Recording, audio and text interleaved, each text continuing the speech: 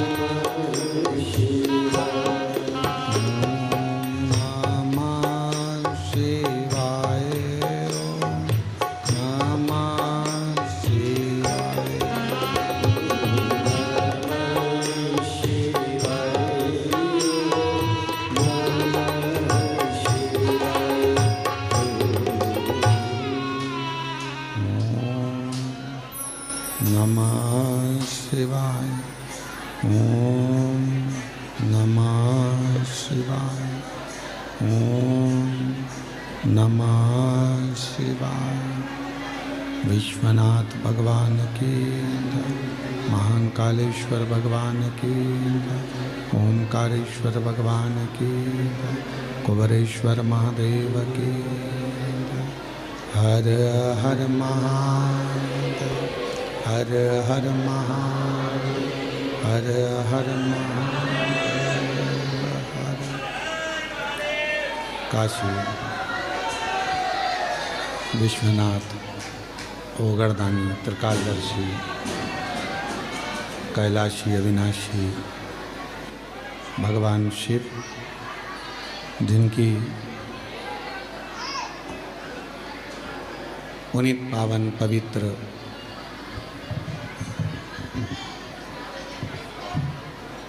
शिव महापुराण की कथा बाबा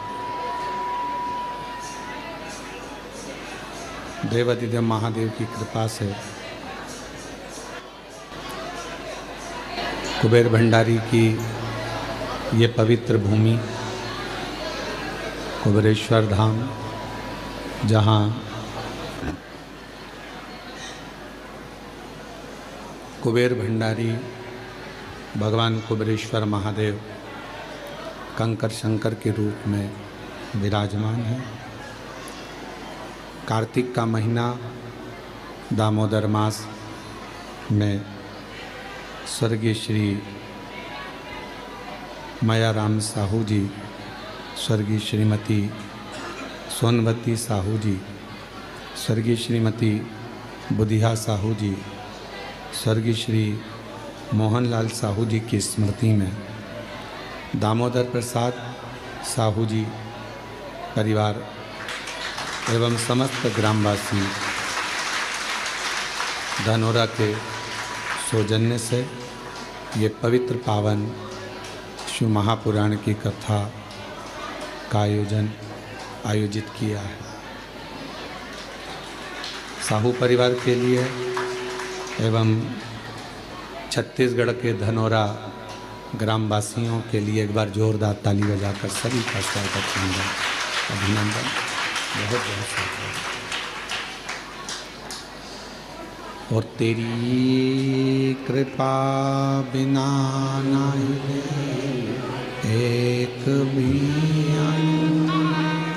ले श्वास तेरी कृपा से तन बखान क्या करूँ राखों के ढेर का चपटी बबूत में खजाना कुबेर का। हे गंगाधार मुक्ति द्वार ओंकार तू बोले आयो शरण तिहारी शंभुतार। ये शिव जी की उदारता से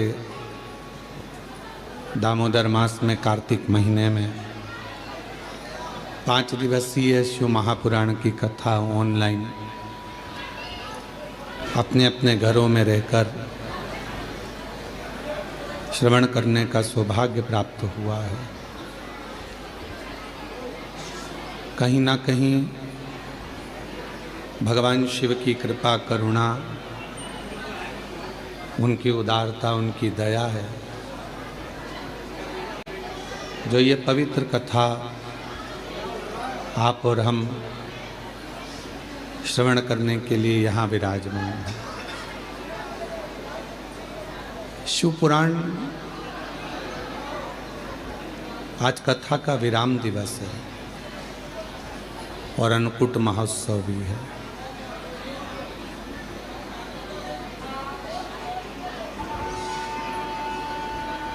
कहते हैं जैसे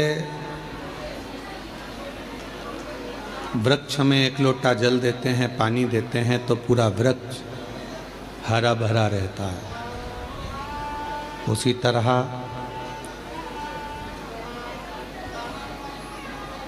मनुष्य अगर थोड़ा बहुत भोजन करता है, पानी पीता है तो उसका शरीर में शक्ति रहती है। धेनुमानस कहती है, श्री विष्णु पुराण वर्णन करती है कि गौ माता की पवित्र कथा शिव पुराण भी वर्णन करती है कि जब हम गौ माता की कोई सेवा करते हैं, गौ सेवा में अगर लगते हैं तो हमारे 33 कोटि देवता भी प्रसन्न हो जाते हैं और कृपा बरसाते हैं। संपूर्ण भारतवासियों को, संपूर्ण सनातनियों को आज गोपाष्टमी की बहुत बहुत बधाई हो। सबके जीवन में माँ गौ माता के सेवा के प्रति भाव जागृत हो, शिव कृपा सब पर हो। शिव पुराण भक्ति और मुक्ति दोनों को साथ लेकर चलती है।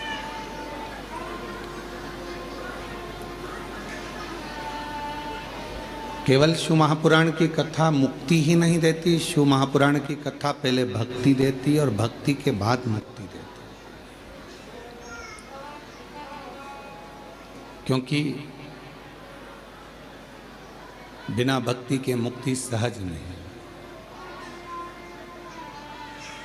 और मानव देह मिला है, मानव का शरीर मिला है, तो पहले इस शरीर के माध्यम से भगवान की अविरल भक्ति करना जरूरी है।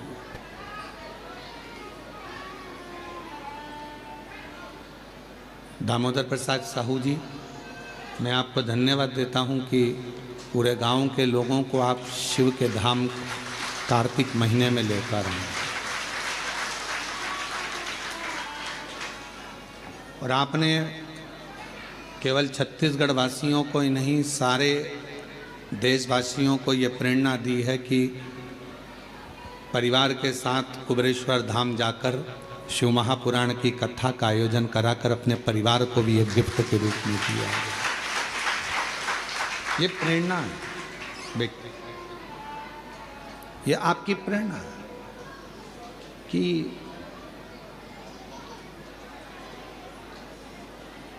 जैसे 500 के करीब में आपके धनौरा गांव के लोग आए हैं, 500, और 500 भक्त यहाँ आए। भले ये 500 जो आए हैं पहले किसी की शादी में गए होंगे, वहाँ पर बहुत सारा इनके लिए व्यवस्था मिली होगी, बफेट मिला होगा, सोने के लिए अच्छे गद्दे मिले होंगे, अच्छा रूम मिला होगा। पर कुबेरेश्वर धाम पर आकर यदि थोड़ी बहुत भी परेशानी आपको झेलना पड़ी हो तो खुश होना कि आने वाली ज़िंदगी में आप कभी परेशानी नहीं झेल पाओगे।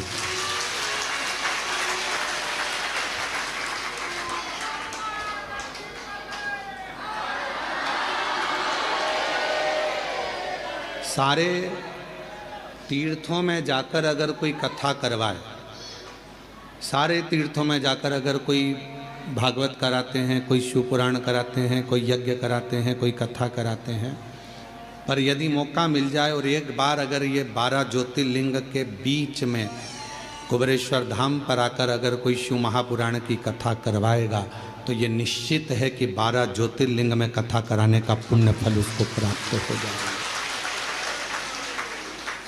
भले आपके साथ 50 लोग आए, 100 लोग आए, 200 आए, 500 आए, पर शिव महापुराण की कथा जब आप यहाँ कराते हैं, यजमान बनते हैं, तो 12 ज्योतिर्लिंग का पुण्य आपके साथ में रहता है। 12 ज्योतिर्लिंग। और हम तो कहेंगे आपके मेहमानों को भी धन्यवाद है कि इन 500 मेहमान जो यहाँ आए हैं उनके मन में यह भाव तो आया कि हमें कुबेरेश्वर धाम जाकर कथा श्रवण करना है, हमें वहाँ रहना है।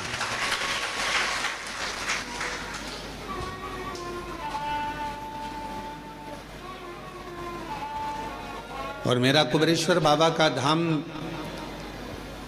कैलाश धाम जैसा है। यहाँ जहाँ देखोगे वहाँ बैठकर लोग कंकर शंकर की पूजन कर रहे हैं, आराधना कर रहे हैं, साधना कर रहे हैं। तीर्थों में घूमोगे तो आपको मालूम पड़ेगा कि केवल तुमने दर्शन किया, स्नान किया, पर कहीं ऐसा नज़ारा नहीं देखोगे कि पूरी रोडों पर, पूरी जगह पर बैठ बैठ कर लोग कंकर की पूजन कर रहे हैं शंकर के रूप में। वो नज़ारा केवल एक कुबेरेश्वर धाम पर मिलता है। ये किसी तीर्थ में नहीं मिलेगा, ये किसी घाट पर नहीं मिलेगा, ये किसी तट पर नहीं मिलेगा, ये किसी कुंड के किनारे नहीं मिलेगा, जो कुबेरेश्वर धाम पर मिलेगा।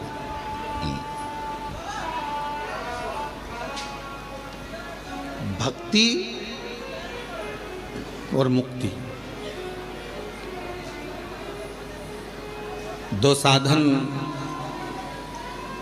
भगवान ने दिए हैं कि अगर मुक्ति के पद पर पहुंचना है तो पहले भक्ति जरूरी है।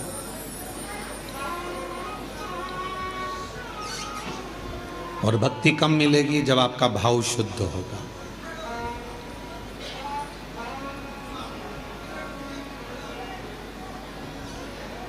आप में से कोई ऐसा है जिसने अपनी परछाई को पकड़ा हो? अपनी परछाई अपनी पकड़ाई में आती है क्या? बोलो, जम के बोलो। अपनी परछाई, अपनी छाया अपनी पकड़ाई में नहीं आता, पर सूर्य की ओर मुख कर लो, चलते जाओ तो वो परछाई भी अपने पीछे पीछे आना चालू कर देती है। भले पकड़ाई में नहीं आए, पर तुम में इतना बल आ जाता है कि तुम सूर्य की ओर मुख कर लेते हो तो परछाई तुम्हारे पीछे पीछे चलती है। उसी तरह सुख तुम्हारे हाथ में नहीं आ रहा ना, वैभव तुम्हारे हाथ में नहीं आ रहा, तरक्की तुम्हारे हाथ में नहीं आ रही, तो एक काम करो, ये तुम्हारे हाथ में नहीं आ रहा, सुख नहीं आ रहा, वैभव नहीं आ रहा, शांति नहीं आ रही, ये तुम्हारे हाथ में नहीं आ रहा, तो तुम भी एक काम करो, जैसे सूर्य की ओर मुख कर कर चलते हो तो परछाई पीछे चलती है, जो भगवान शंकर की ओर मुख कर कर चलता है उसके पीछे वैभव, सुख और शांति चलती है। उसके पीछे वैभव भी चलेगा, शांति भी चलेगी, सुख भी चलेगा, संपदा भी चलेगी। तुम शिव के हो गए तो शिव तुम्हें सब कुछ दे देता।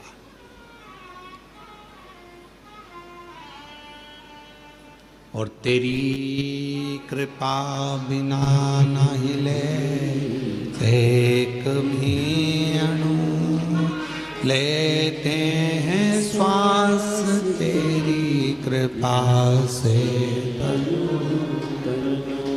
वो क्या नहीं देता, वो एक लाइन इसमें आती है, क्या क्या नहीं दिया हम, क्या हम क्या कहें, क्या नहीं दिया परमात्मा, क्या प्रदान नहीं करा परमात्मा ने। बस गए 3 लोक प्रभु तेरे दान से। शिव जी एक ऐसे हैं जिन्होंने 3 लोकों का निर्माण अपने दान से करा है।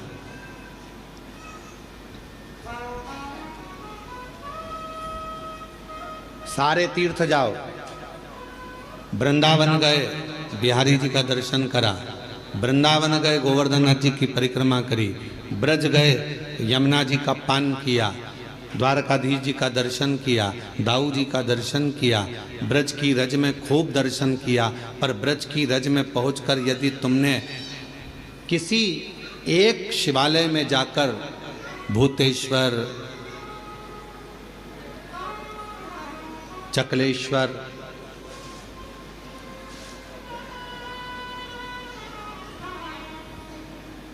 भगवान शिव के अनेक अनेक जो मंदिर हैं पूरे ब्रज में, किसी एक शिवालय में जाकर ब्रज गए, पर ब्रज में आपने सब दर्शन करे, पर शंकर के मंदिर में जाकर अगर एक लोटा जल नहीं चढ़ाया तो ब्रज की यात्रा भी पूर्ण नहीं मानी जाती।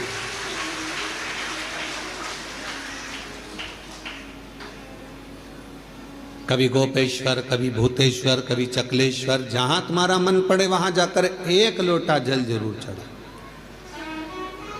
ब्रज की यात्रा पूर्ण जब मानी जाती है जब आप ब्रज भूमि में बने हुए शिवालय में जाकर शंकर के मंदिर में एक लोटा जल चढ़ाओ या दर्शन कर कर आओ, तब ब्रज की यात्रा पूर्ण होती है। अयोध्या जाओ तो अयोध्या के किसी भी शिव मंदिर में जाकर एक लोटा जल चढ़ा कर आओ, तब अयोध्या की यात्रा पूरी मानी जाती है।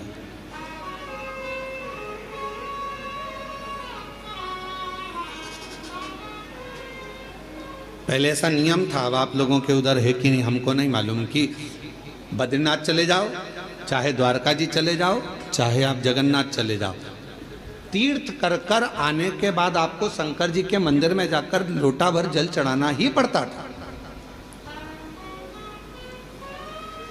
तब वो यात्रा सफल मानी जाती थी। यात्रा की सफलता कब है? जब हम किसी भी तीर्थ से होकर आए और शिव के मंदिर में जाकर जल चढ़ाए, भगवान शंकर के मंदिर।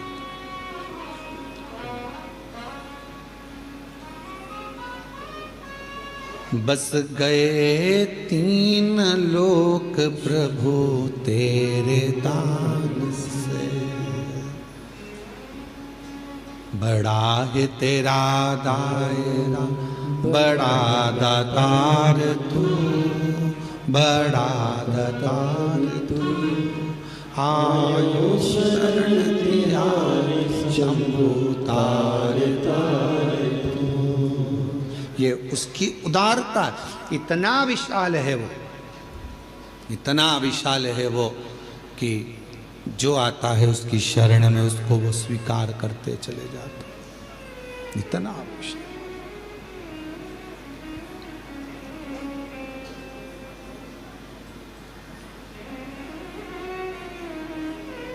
भगवान विष्णु के बैकुंठ धाम में दरवाजे लगे हैं, द्वार लगे हैं। भगवान ब्रह्मा जी के ब्रह्मलोक में भी दरवाजे लगे हैं, द्वार लगे हैं। इंद्रलोक में भी द्वार लगे हैं, दरवाजे लगे हैं। गरुण वरुण नागलोक पितृलोक सब में दरवाजे लगे हैं। केवल एक भगवान शंकर का धाम कैलाश, केवल एक कैलाश जहां मेरे शिव बसते हैं वहां दरवाजा नहीं होता। क्यों? क्योंकि भगवान शंकर को मालूम है कि उसका भक्त उसको कभी भी पुकार सकता है, तो उसको दौड़ ना कर, कभी भी पुकारे। हम आपसे पूछते हैं कि उत्तर दीजिएगा। बेटा बहू अपने कमरे में है तो उनका कमरा वो दरवाजा लगाते हैं, बेटी अपने कमरे में है तो वो दरवाजा लगाती है, पर घर के बुजुर्ग माता पिता बूढ़े वो अपना दरवाजा कभी बंद कर कर नहीं सोते। सोते हैं क्या? बुजुर्ग माता पिता अपना दरवाजा लगा कर नहीं सोते, क्योंकि उनको मालूम है कब बेटा आवाज़ लगा दे, कब पोता आवाज़ लगा दे, कब नाती आवाज़ लगा दे, कब कोई बेटा बेटी आवाज़ लगा दे, कब दामाद आवाज़ लगा दे, तो हमको जाना पड़ेगा। उसी तरह मेरा शिव, मेरा शंकर, मेरा वो घरदानी, उसके दरवाजा नहीं है। उसको मालूम है कि जिंदगी में दुख कभी भी आ सकता है, और कोई दुख की घड़ी में एक लोटा जल लेकर शिव के मंदिर में जाएगा तो मुझे दौड़ कर आना पड़ेगा, आना पड़ेगा। हमसे कई लोगों का इस बात पर बहुत विवाद होता है, क्या कथा करते हो, हर कुछ बता देते हो, हर कुछ बोल देते हो। कई लोग कहते हैं शिव जी को इतने बजे तक जल चढ़ाना, इसके बाद मत चढ़ाना, इसके बाद चढ़ाना, इसके बाद मत चढ़ाना। परशु महापुराण तो ये कहती है कि वो बाप है, तुम बेटे हो। बेटा बेटी को कभी भी माँ बाप की जरूरत पड़ जाए, उससे मिलने का सबसे सुंदर तरीका है एक लोटा जल, जब दुख आए तो दौड़कर मंदिर चले जाओ, चढ़ाओ।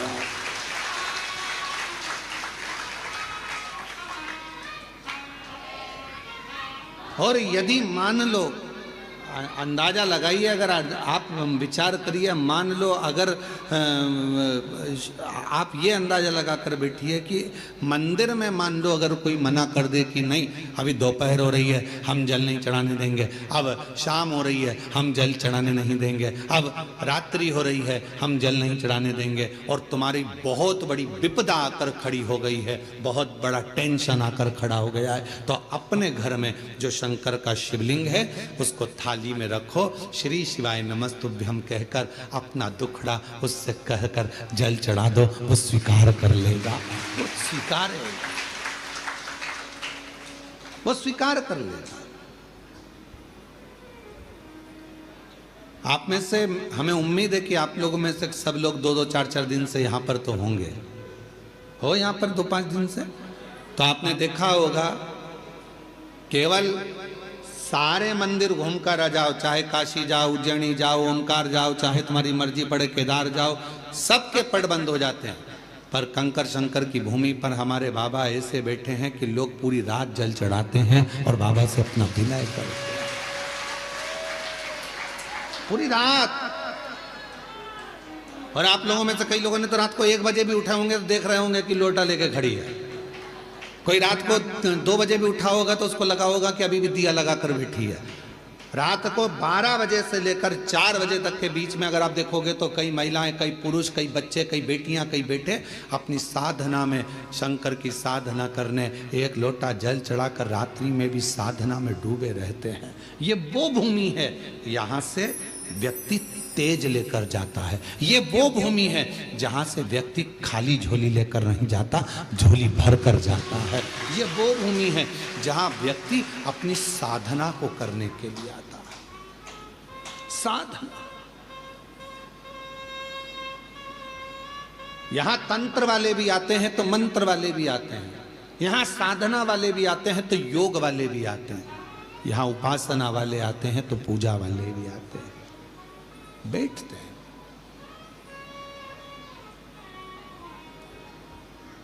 कब पिता को तुम्हारी जरूरत पड़ जाए और तुम्हें पिता की जरूरत पड़ जाए।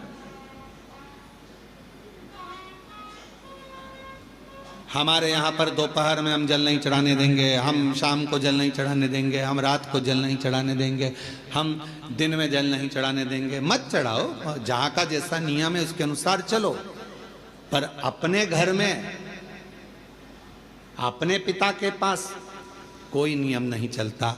वो जब तुमको तकलीफ आ जाए, जब तुमको दुख आ जाए, जब तुम्हें कष्ट आ जाए, तब उसको याद करना, श्री शिवाय नमस्ते। किसी दूसरे के दरवाजे पर जाकर याद मत करो। दुख आया और किसी ने कह दिया चलो मैं तुम्हें वहां लेकर जा रहा हूं, वहां दुख मिट जाएगा, चलो मैं वहां लेकर चलती हूं, वहां तकलीफ मिट जाएगी। ना ना ना, मेरा तो बाप मेरे घर में बैठा है, मेरा बाबा बैठा है, कुबेर भंडारी का नाम लूंगी, कुबेरेश्वर बाबा का नाम लूंगी, एक लोटा जल चढ़ाऊंगी, श्री शिवाय नमस्तुभ्यम कहूंगी और मेरा दुख कट जाएगा, ये निश्चित है। कभी भी याद करो उसको, कभी भी।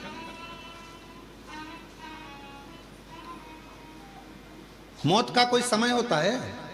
जम के तो बोलो। मरने का समय है नहीं, मैं सुबह 4 बजे मरूंगी, मैं दिन के 2 बजे मरूंगा। मृत्यु का कोई समय निश्चित नहीं।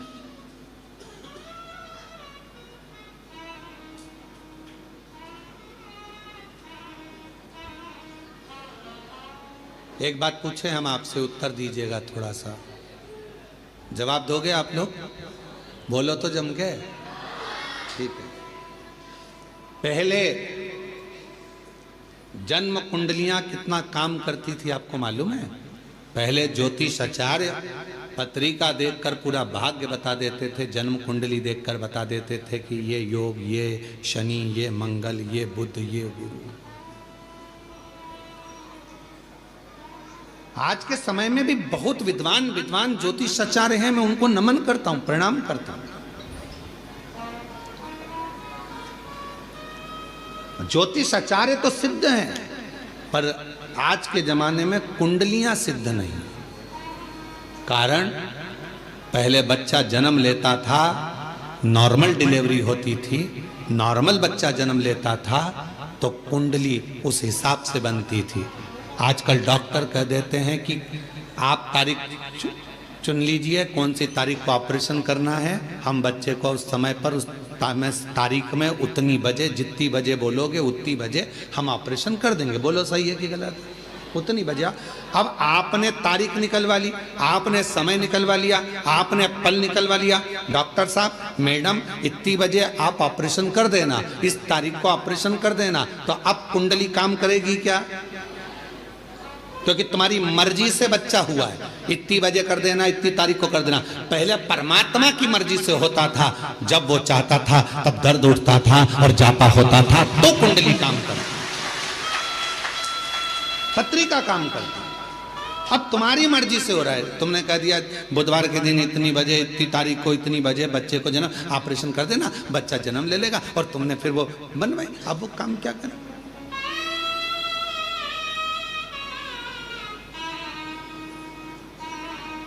मृत्यु कौन सी श्रेष्ठ है? अब आप बताना, मौत कौन सी श्रेष्ठ है? रस्सी बांध के मर गए, वो मृत्यु श्रेष्ठ है क्या? बोलो बोलो। कुछ खा के मर गए, वो मृत्यु श्रेष्ठ है क्या? जम के बोलो। नदी में कूद के मर गए, वो मृत्यु श्रेष्ठ है क्या? रेल के अंदर कूद के मर गए, कुएं में मर गए, यहां मर गए, वो मृत्यु श्रेष्ठ है क्या? नहीं। मृत्यु कौन सी श्रेष्ठ है? जब कुछ भी तुमने गलत नहीं किया, ना सुसाइड का मन में विचार करा, पर परमात्मा स्वयं तुझे लेने के लिए मृत्यु लोक में आया और वो तुझे लेकर चले गया, वो मृत्यु श्रेष्ठ मानी गई है। वो मृत्यु श्रेष्ठ। अब तुम अपनी मर्जी से मर रहे हो, ट्रेन में बिना टिकट के चढ़ रहे हो। सीधी बात है ना, समझो उसको। तुम अपनी मर्जी से मर रहे हो, ट्रेन में बिना टिकट के चढ़ रहे हो, और अंदर जाकर टीटी से लड़ रहे हो कि नहीं हम तो यहीं बैठेंगे। टीसी क्या करेगा? धक्के मार देगा, चलो बाथरूम के उधर जाओ, शौचालय के उधर जाओ, और शौचालय में फिर वहां जाके बैठ गए, बदबू अलग आ रही, तकलीफ अलग, इधर से मूंगफली वाला, इधर से सामान वाला, धक्का मुक्की, कोई पानी ढोल गया और तुम्हारा पूरी दरी गीली कर गया, और तुम बार बार मुंह पे कपड़ा बांध कर बैठी हो। कितना कितना भोगना पड़ रहा है। क्यों? क्योंकि बिना टिकट के गई हो। जब तक वो तुम्हारा टिकट ना काटे तब तक मरने का प्लान मत बनाओ। बिना टिकट के जाओगे तो भोगना बहुत पड़ेगा, इतना भोगना पड़ेगा कि तुम भोगते हो। बिना टिकट के नहीं। कोई तुमसे कह दे मैं तो परेशान हो गया, मैं तो मर रहा हूं, मत मर भैया, बिना टिकट के जाएगा। एक बार ट्रेन में सफर करके देख ले, बाथरूम के पास बैठ के जाना पड़ता है बिना टिकट के, कितना धक्का खाना पड़ता है, कितनी गाली खाना पड़ती है। कोई पानी ढोल जाता, कोई कुछ कर जाता, कहीं का बीड़ी वाला बीड़ी का धुनक रहा है, कोई सिगरेट वाला, कहीं तंबाकू वाला, कहीं ये वाला, कहीं वो वाला। उसी तरह अगर बिना टिकट के चले गए, परमात्मा लेने नहीं आया और तुमने सोच लिया मैं तो मर जाऊं, और तुमने सुसाइड कर ली, याद रख लेना, ट्रेन का सफर कर कर देख लेना, बिना टिकट के कितने धक्के खाना पड़ते हैं। उसी तरह बिना बुलाए अगर तुम चले गए, सारे नरकों में धक्के खाओगे, इधर से कूचा उधर से कूचा, ऊपर जाके कहोगे अब दोबारा से सुसाइड नहीं करूंगा, अगला जन्म दो, फिर कभी नहीं मरूंगा। कभी।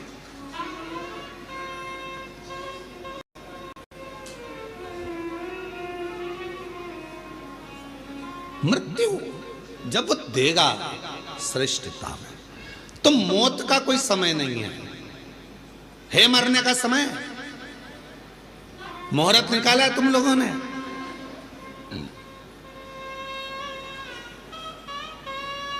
सारे महाराज जी से पूछते हो बताओ शादी का मुहूर्त, बताओ जन्म का मुहूर्त, बताओ घर प्रवेश का मुहूर्त, बताओ सोना खरीदने का मुहूर्त, बताओ लक्ष्मी पूजन का मुहूर्त, बताओ दिवाली पूजन का मुहूर्त। पर कोई एक पैदा हुआ हो ऐसा संसार में जिसने महाराज जी से जाकर पूछा हो कि बताओ हमारे मरने का मुहूर्त, हमारे मरने का मुहूर्त बताओ कि कौन सी घड़ी में मरूं मैं, कौन सी घड़ी में मैं अपने प्राणों को त्यागूं, कौन सी घड़ी में मैं मरूं, उसका मुहूर्त बताइए। कौन सी घड़ी में मरूं? घड़ी नहीं देखी जाएगी, वो तो तुम्हारा पुण्य और पाप देखा जाएगा, उसके अनुसार तुम्हारा प्राण छूट जाएगा। 21,600 श्वास जो तुम्हारे शरीर से रोज निकल रही है, कौन सी श्वास आखिरी होगी किसी को नहीं मालूम। इसलिए जैसे मरने का समय नहीं मालूम, मरने का मुहूर्त नहीं मालूम, मरने का दिन नहीं मालूम, मरने की तिथि नहीं मालूम, कब जाना पड़ जाए, उसी तरह शंकर भगवान के पूजन की कोई तिथि, कोई बार, कोई समय मत देखो, कोई समय मत देखो। शिव को जब भजोगे तब शिव तुम्हारे पास में होगा, शंकर तुम्हारे नजदीक में होगा।